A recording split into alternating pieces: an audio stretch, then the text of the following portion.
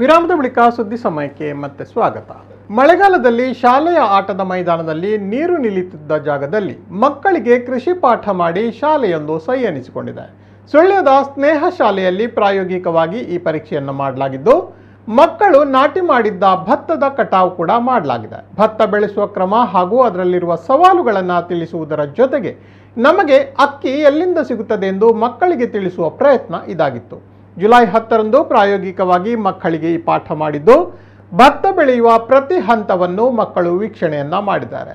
ಸ್ನೇಹ ಶಾಲೆಯ ಅಧ್ಯಕ್ಷರಾದ ಚಂದ್ರಶೇಖರ ದಾಮ್ಲೆ, ಶಾಲೆಯ ಮುಖ್ಯೋಪಾಧ್ಯಾಯಿನಿ ಶ್ರೀಮತಿ ಜಯಲಕ್ಷ್ಮಿ ದಾಮ್ಲೆ ಅವರು ಗದ್ದೆಗೆ ಹಾಲನ್ನು ಇಟ್ಟು ತೆನೆ ಪೂಜೆ ಮಾಡಿ ಈ ಭತ್ತದ ಬೆಳೆಯ ಕಟಾವಿಗೆ ಚಾಲನೆ ನೀಡಿದ್ದಾರೆ. ಶಾಲೆಯ ಶಿಕ್ಷಕರು ಭತ್ತ ಕಟಾವು ಮಾಡಿ ತೆನೆಯಿಂದ ಭತ್ತ ಬೇರ್ಪಡಿಸಿ ಅಕ್ಕಿ ಹೇಗೆ ತಯಾರಾಗುತ್ತದೆ ಎಂಬ ಬಗ್ಗೆ ಮಕ್ಕಳಿಗೆ ಅರಿವನ್ನ ಮೂಡಿಸಿದ್ದಾರೆ.